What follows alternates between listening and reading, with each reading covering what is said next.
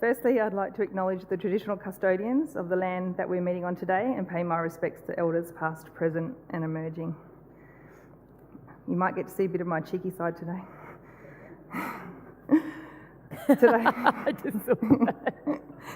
Today, I would like to talk to you about some of the barriers and issues that Aboriginal people in my family face, and tell you a few stories to help you engage Aboriginal people in a culturally safe and sensitive practice model. At King Edward, we are adopting this model more and more, and we're providing lots of education around how to do this. So looking at kinship systems, looking at communication styles and how do we improve them, and also looking at culturally safe and sensitive practice is really important. So my story starts quite a long time ago. There was this lovely man I met called James, and he's lucky enough to be my husband. So about 26 years ago we met, and instantly his family said to me, "Oh, you're married in, you're part of the family." So it was just an acceptance that I was already there and I was part of the family. But about 22 years ago, we thought we should actually do it officially and get married properly. So my English family could all come over and come and celebrate the wedding. This picture is really important to me because it starts a story, and it gave me a lot of insight into some of the barriers that are faced by Aboriginal people in my family. So as a young couple, we're getting married, we're super excited, we're going to check out some wedding venues in the city, we're driving along in my mum's flash car, and we're driving up St George's Terrace, which is one of the main streets in the city of Perth. We're going past the Pan Pacific, past the Sheraton, it was the Sheraton back then, and we're driving up the street and my husband says, "Oh, we're going to get pulled over." And I said, "Well, by what?" And he said, "There's an undercover police car coming." And I was like, "Where? I didn't see it. There's no police car around here." And he said, "There's a car, undercover car. It's coming the other way. It's going to pull us over." And I was like, "Well, how do you know?" He said, "Just watch." Sure enough, this car chucks a U-turn, lights and sirens on, pulls us over. So we had to get out of the car, show our identification, prove we had driver's licences, even though I wasn't driving, he was driving. And the police officer is like, "Well, whose car is this?" And I said, "Well, it's my mum's car." And he said, "Prove it." I said, "Well, you can ask her, she's sitting in the back seat." So she had to get out and prove that it was her car as well. But I said to him, "Why did you pull us over?" And he said, "Because I thought you stole the car, because there was an Aboriginal person driving a flash car."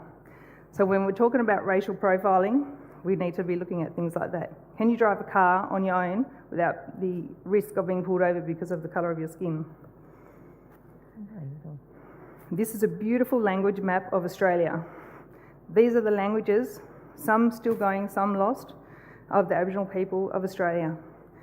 For Aboriginal people that I work with and in my family, it's really important to connect language, culture, and how do you fit. Identity is important. Where do you fit in terms of Australia? How do you fit into my mob, and where do you fit into my family? My last name in Western Australia is very well known. It's a very big family, Dimer. As soon as I say that to Aboriginal families, they say to me, "Where are you from? Who's your mob?" And I have to explain how I'm married in, but a lot of the families know me, and unfortunately that they know me because I worked in the juvenile justice system for 16 years, and of the massive overrepresentation of Aboriginal youth in juvenile custodial care, but that's a whole other story. So I know the family trees quite well in Western Australia from all that time spent working in the prison system.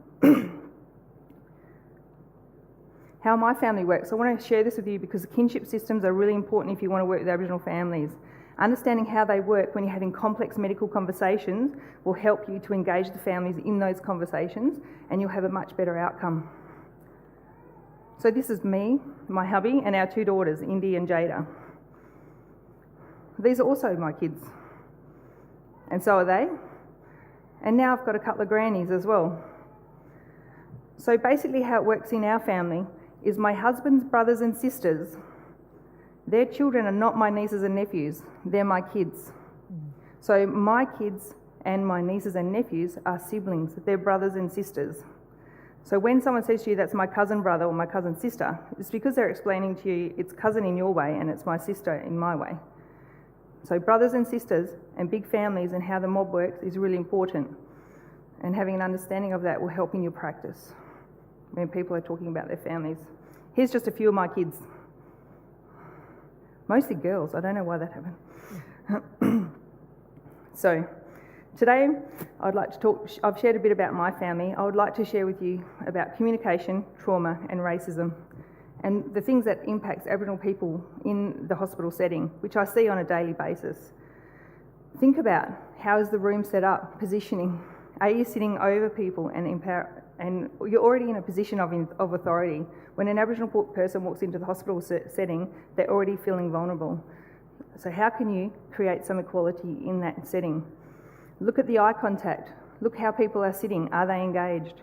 Are you talking over the baby? I often ask the doctor, did you ask them, do they want to talk over the baby? Because some of the families say to me, I don't want to say any negative things around the baby because they might hear it. Something as simple as that, as moving the conversation away from the baby, can have a lot of impact because you're asking the family what they need from you right now.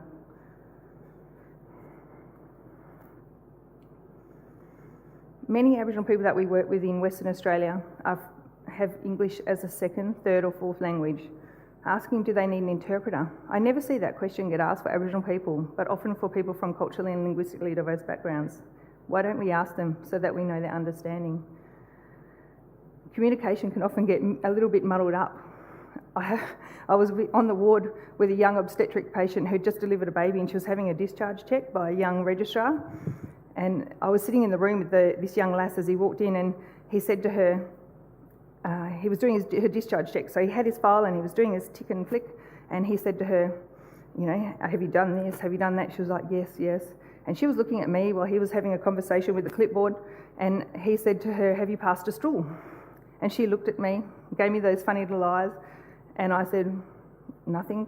I waited for him to clarify it. Again, he said, have you passed a stool? And she said, nothing. She just sat there. She looked at me. There were some visual clues clearly going on there that he missed because he was looking at the clipboard. Again, he said, have you passed a stool? And she looked at me and she said, what did he say? And I said, have you done a shit?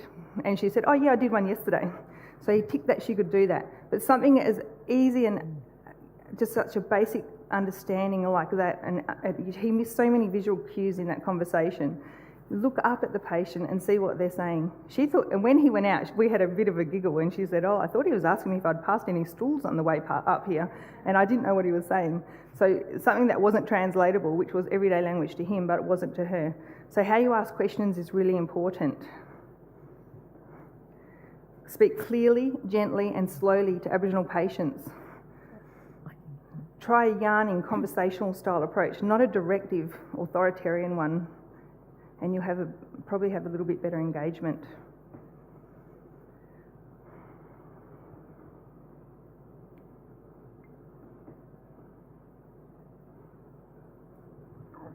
Silence is really important in Aboriginal families and conversations. Often I see people getting uncomfortable as clinicians. We don't like silence. We're wondering, are they listening? Are they taking this in? But for Aboriginal people in my family, when they're listening to really important conversations, they need time to think about it, process it, so that they can reply with reflection, not so that they can just give any willy-nilly answer. Silence in Aboriginal conversations is really important. I see people interrupting and answering for them all the time because they think they don't know what we're talking about, but they do. But they don't know what answer they're going to give until they've thought about it. Let there be silence and let them hold the conversation.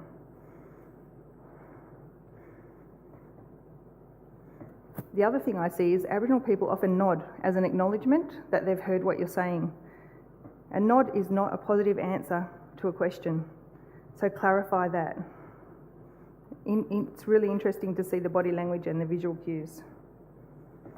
And if you don't do some of these things, like a nude beach at dawn, the cracks will start to appear in how we practice.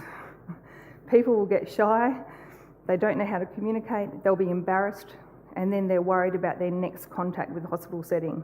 And sometimes, remember, the contact that you've had with them is the first contact that they've had in a hospital setting, so it's really important for you to set the bar really high.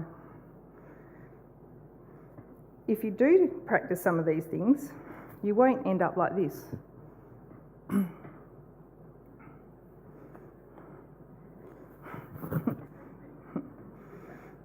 I hold these conversations with families all the time.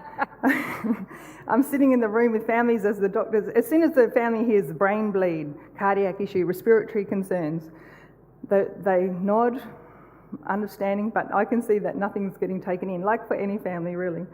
But when the clinician walks out, the first thing the family says to me is, "Claire, what the fuck they say?" And I have to translate it for them. So we go through everything that was said. It's really interesting how often that happens. This is an almost daily basis at our hospital. So the way we explain things needs to be better. And look at the visual cues. It's really important. Remember, most of us don't listen to understand. We listen with the intent to reply. Try listening to understand. It will help you in your practice. There's often I'm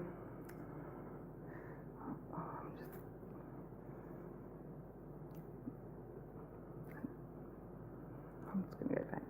The other thing I see is Aboriginal people, when they're talking about medications and how much medications to take and what they need to do, we see them as non-compliant if they're not doing it. There's lots of appointments, there's lots of things for them to do, there's lots to understand. And I give these talks in the hospital all the time about how to engage Aboriginal people more and how to make sure that they understand what we're saying to them, especially when it's something important like taking medication regularly. A senior reg came up to me last week and actually said, "Oh, Claire, I took some of those tools you taught me away." And the patient was really happy with how we engaged. And I didn't understand, and she had lots of medication and she'd been totally non-compliant. And so we give labels like non-compliant, but more it's about not understanding what she had to do. So when the registrar thought about it, and she thought about some of the things I'd spoken to her about, she got the Aboriginal liaison officer up, because that woman was from a remote community. She had zero family in the city, and with the remote community, she had been sent down for a few months, so she was really homesick. She was really worried about what's going on with her family back home. Somebody had passed away. But by getting the Aboriginal liaison officer said, "Well, she's got lots of medication to take. Let me mark them." So she got a pink, green, yellow highlighter. All the ones for the morning marked in pink. All the ones for the lunch, yellow. Afternoon, gold, a different colour. A $2 solution to a problem for 3 weeks that's been ongoing and making people tear their hair out. Just that one highlight, 3 highlighters, solved that whole solution, and that woman is now compliant in our terms. What's culture got to do with it? There's situational issues and cultural issues. Situational issues are different. People say to me, "Oh, that's cultural." And I said, "No, it's not. It's situational. If families can't come in because they don't have access to transport, they have lots of kids at home, it's really difficult to get in. That's a situational issue. It's environmental. We do a psychosocial assessment around that to find out how we can improve these issues and provide solutions. If we can't, then we need to help a little bit more and look outside the box.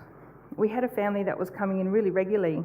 This mum had lots of kids at home. She was juggling a lot of things going on, and she stopped coming in, and the nurses and doctors were getting a bit frantic. "Where is she? The baby's going to be going home soon. We haven't seen her." And as she, I just rang her and said, "What's happening? I know you love your baby very much and I haven't seen you." And she said, "Oh, there's some rallies coming over, and every time I come to the hospital they've been trashing my house, and now my tenancy's at risk. And if I lose my tenancy, then my children are going to go into care, and I won't take the baby home, but I also won't keep my other kids because I'm on a 3rd strike." So for her, the priority was actually keeping her tenancy, not coming in to see the baby. But by putting in solutions around that and working with the Department of Housing, we were able to work out a system for her that worked a little bit better. Cultural issues. Look at gender roles. Appropriate handling of patients. Talking over the baby again. You know, we need to look at how we're positioning and how we're listening to parents. I speak to a lot of dads in the nursery, in the NICU, and Aboriginal dads, and they say to me, "Claire, I don't feel, I'm shy and I'm a bit quiet, but I'm communicating and I'm listening and I'm hearing everything the doctor's saying, but it's like nobody knows I'm even here." And often they feel judged and disregarded because they're not communicating and having full-on conversations with the nurses. They're there for their baby, not to make friends with us. And that's okay. They need to understand what's going on for their baby. Because they don't respond all the time or try and communicate and have conversations, it doesn't mean they're not interested in their baby. And I do hear that quite a lot as well. I look at my niece, daughter, had a baby at King Edward. So I waited for all the mob to come in. All the kids came in. We were super excited about having a baby in the hospital. We all went up there as a big group, and we had presents coming out of our ears, all excited about the first granny coming into the family. And as we walked up the lift, went out to the ward, the midwife rolled her eyes at me. She must have seen a social worker and thought, what's going on here? But she rolled her eyes and said, oh, why do so many people have to come? Do you want me to call security? And I looked at her and I was like, why? And she goes, oh, is there going to be trouble? And I said, no. Racial profiling again, the way that we consider these things in the hospitals, that was just, and I said, no, this is just our family coming to see our new baby and we're pretty happy about it, thanks. And then afterwards I pulled her up and had a conversation with her about that. But if that was a big Greek family or a big Italian family, would they get the same response? It would be like, oh, here comes the nonnas, oh, look at the supportive family. You think about how people respond in those situations, it's different. The other thing about the kinship system, when you're having difficult conversations about babies, especially with palliation or conditions or heart or respiratory, whatever is going on for that baby, you need to ask the parents of that baby, who else do they need in the room? Because my husband is now his parents are deceased and he's the oldest brother for all the siblings. So now we're responsible. They don't make any proper full decisions that are serious and going to impact the life of our children without conversing with us first. You can't expect people to make quick decisions when they need to consult, because they can get in trouble when they go home if they haven't consulted the family and made the right decision. So understanding who's who, even asking them, do you need anyone here? An aunt, an uncle, a pop, an nan? Who needs to be here with you to have these conversations? It's really important, because if you get the right people in the room, you'll have a really great conversation and people will be able to make decisions. But by not doing that, you're already going to put them at a disadvantage.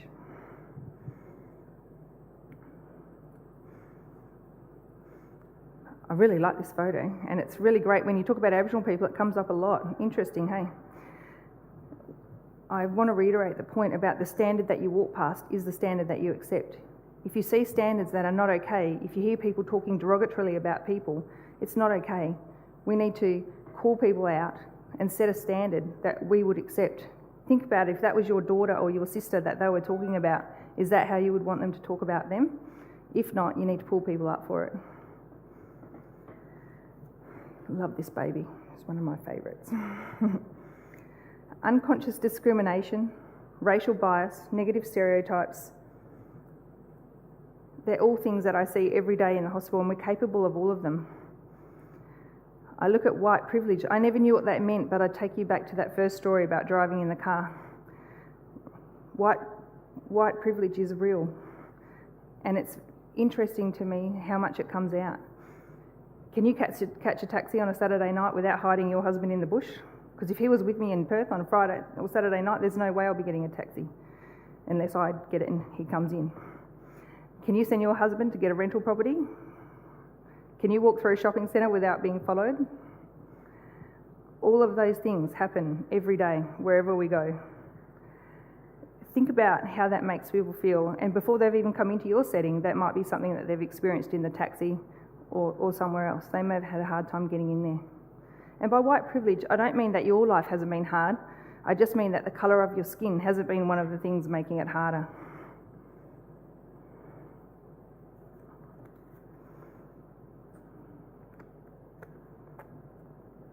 Previous negative experiences, vulnerability. My family feel afraid, powerless and voiceless when they go into hospital settings. They get really worried before they go in there and anxious. So I often have to go with them and sit and have conversations with a lot of people. And sometimes it's like they weren't taken seriously until I get there as well, because I'm an advocate and I stick up for them. Think about that when you're having conversations with families. Think critically about your own privilege and how that affects your own practice. I would ask you to be critically reflective and unconsciously and intellectually curious about what it is that you're doing and how you're providing a service. And if this kid is in a poor hospital, in a poor suburb, would you treat it the same way as if it wasn't? Because we should be treating everybody the same to get to the same outcomes. Compassion, kindness, inquiry and empathy works in any demographic. Try it. and ask them, what's your name? Who's your mob? Where are you from? Thanks.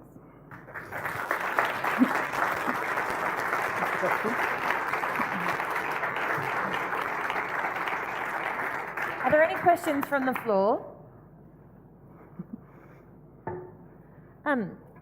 Claire, one of the things that I think we all still really struggle from is, like you in Queensland, we have sometimes Indigenous families are flown, it's the first time they've been on the plane. Yep. It's, then they're separated completely from their mob. Yep. And then sometimes we try and phone people, the mob in or get them on a video conference, but if there's only one phone in the community and then no one's picking it up and, what is I often ask families, I just say, like, you're here by yourself, who do you get? But what other suggestions do you have? Like, we're prepared to use Indigenous liaisons, but what do you do when you've got like a 16-year-old mum on her own, We have that frequently, and at King Edward, because we are the tertiary hospital, we have people coming from the border of South Australia, Northern Territory and Western Australia. They come to our hospital, so they've never seen a bus, and sometimes if they have gestational diabetes, they're coming down for 2 or 3 months beforehand, leaving kids, family. They've never caught a bus, don't know where to buy food, walking around in a dressing gown because they didn't bring any warm clothes because it's warm where they come from. Just providing them basic food, shelter, being kind and generous and building a rapport with them, but asking, there's usually Aboriginal staff in the hospital, other Aboriginal staff, and we've got a couple of Aboriginal midwives who are fantastic, and I do see them quite a bit. There's Aboriginal program development officers that we can use. But we've actually been I set up a Skype in our public library so that we can, the families can Skype back home to the community office. So often if there's a community office, we'll set up a day and they go in there and have a video. So that connection, just keeping connection. I go through the teachers. I've recently had a woman from Blackstone who I worked with for a really long time, and we set up with the school teachers. She was sending me pictures of her kids at school. I was putting them on, the mum would come and sit with me at my computer. We'd look at all the pictures. She'd tell me what her kids were doing. And I would take pictures of the baby and the mum and send them back to Blackstone, and the kids were seeing their mum with the baby. And so emailing through the teachers, the nurses post, the doctor, I harass everyone from every community just so I can keep that connection with home. And it works. Yeah. Terrific. Got another question online? More just some comments. Claire, everyone has really enjoyed a lot of your phrases and comments that you've made, especially listening to understand rather than listening to reply. And your comments about white privilege doesn't mean your life hasn't been hard, it just means the colour of your skin hasn't made it harder. And that's something that I think a lot of people will take away from this. Thanks.